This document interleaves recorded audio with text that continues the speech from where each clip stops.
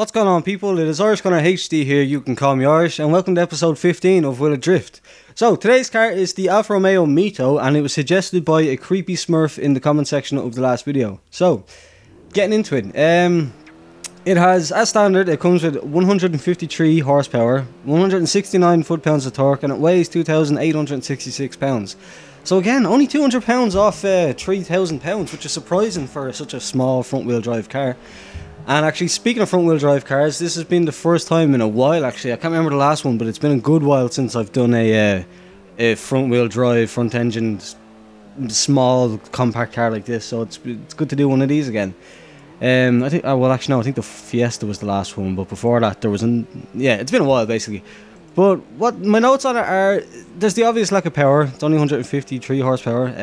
The torque actually feels reasonable, to be honest, but it's quite slow off the line. And there's like a lot of body roll, which is strange considering how small it is. And the thing that stuck out to me was the fact that it actually didn't have, you may have heard me mention before in I don't think it was the Fiesta video, but one of the videos with a car that used to be front wheel drive, I mentioned a kind of a front wheel drive pull, as if there was still some power going to the front wheels, and it was causing it to want to straighten out again.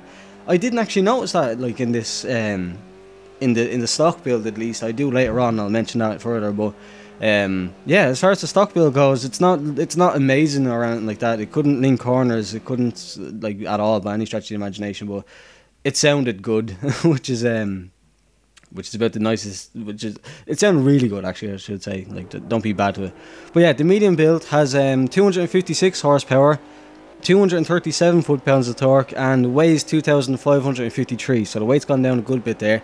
And the mods I've put into it for the medium build are the Alfa Brera engine swap, which is why there's such a drastic increase in horsepower and torque. All the drivetrain to race springs and weight. I always mess that up. Race springs and weight reduction, and then the full body kit, as you might be able to tell. So. The Brera engine, much better. The extra horsepower, it's used amazingly, like in first and second at least. Although it does, like saying that, it does trick you into thinking that it's better than it is. Like it feels like there's more horsepower and it feels like it's faster than it actually is, because third gear is like really poor. Mid drift, like it's fine changing from second to third, but in drifting it just doesn't have the kind of torque or power in third to carry you on and keep you going. So it kind of tricks it in a weird way. And then I also noticed that it could only really link the close, like small, short corners. Any kind of sweepers or long transitions, not really, not so much. But and amazingly, it sounds even better with the Brera engine. The thing sounds amazing. It's like, I don't know what it is. It sounds like a V8, but that's just me. But anyway, here's the full build, an awesome shade of purple. The black wheels and the grey wheels and the grey logo to match the grey in the body kit.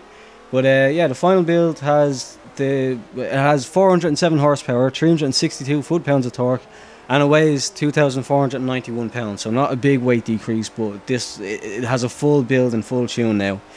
And there's plenty of power and torque, obviously, and it's being used much betterly now.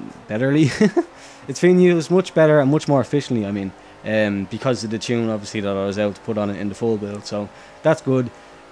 Strangely enough, I could actually feel the rear wheel drive, or the front wheel drive pull that I mentioned. I don't know whether that's just the extra power going into it or whatever, but it does. When you get sideways, it feels like the front wants to pull back around again, like, and straighten you up, which is kind of strange that I felt it in the full build, but I didn't feel it in the original build.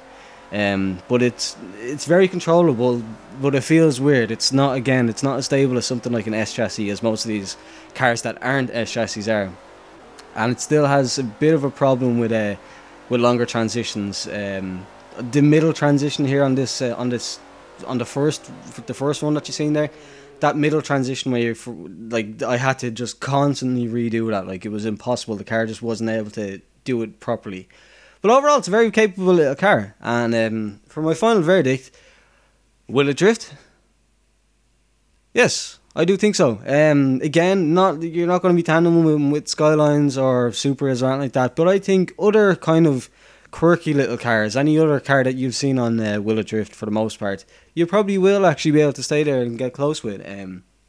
It was surprisingly fun. Gorgeous little car, sounds amazing, and I definitely recommend you try one out. Thanks to Creepy Smurf for the suggestion. If you liked the video, please do leave a thumbs up. Subscribe if you're new here. Thanks for watching the video, and goodbye.